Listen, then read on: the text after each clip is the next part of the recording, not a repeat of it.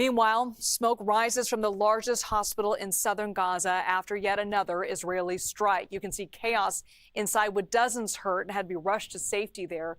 Israel says a Hamas official was killed in that strike. Israel's renewed war in Gaza started about a week ago, putting at risk a ceasefire, and that lasted nearly 2 months.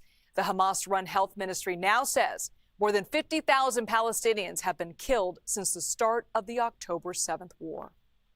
All right, here to talk more about that strike is CBS News Middle East reporter Courtney Kealy. Courtney, thank you so much for being with us today. Can you tell us about the current state of Gaza with the ceasefire essentially in tatters right now? Liz, there are just grim reports coming out of Gaza right now. The Israeli military has launched airstrikes in the north and the south. They're also on the ground in different parts in northern Gaza and in southern Gaza. They say to establish a buffer zone. Now, we did mention that the local health ministry, the Gaza Health Ministry, has announced that over 50,000 people have died inside Gaza. They do not distinguish between combatants and civilians, but I do have a very disturbing detail to say right now, and I just wanted to warn viewers. According to a top UN official who's the head of the Humanitarian Affairs Bureau, Tom Fletcher, he went into Gaza recently, and the worst thing that he said he saw were fat dogs feasting on the dead under that rubble, saying thousands more are likely dead underneath all of that rubble inside Gaza. Very few aid groups can get in at all. No foreign journalists have been allowed in these 17 months, but these reports still come outside. Gazan residents leaving Rafah in the south as the military moves in, forced to evacuate, but they don't know where to go.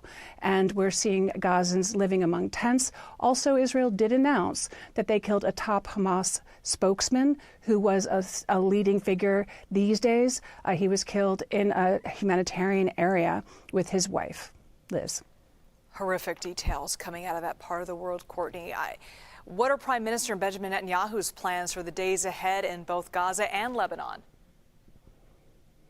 Well, that is the big question, and airstrikes have started again inside Lebanon, which is just to Israel's north. Gaza is in the south. So this thin strip of land, Israel has both north and southern borders now in conflict.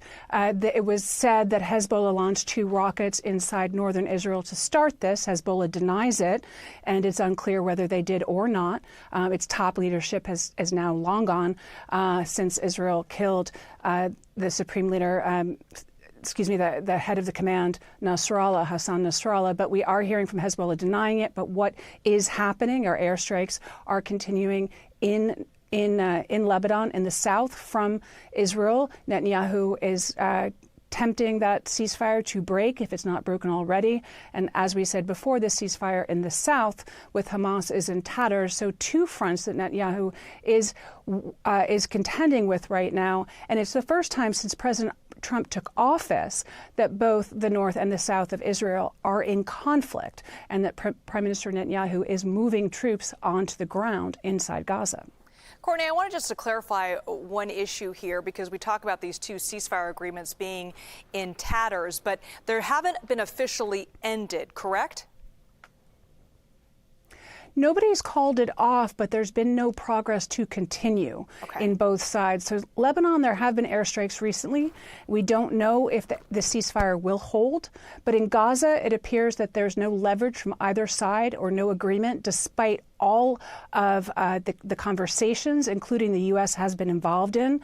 And also, President Trump has particularly taken notice of one American hostage who's still alive in Gaza, trying to get his release. Hamas said about a week ago that they would try to release Aiden Alexander. His father has spoken as recently as yesterday, saying he remains neutral. He hopes for his son's release, along with the other 58 hostages inside Gaza that some are still alive and most are deceased. So the hostage issue also takes front and center and is a very contentious issue for Prime Minister Netanyahu to deal with inside Israel, where protests against him continue. Yeah, he's receiving a lot of pressure there. Courtney Kealy, thank you so much.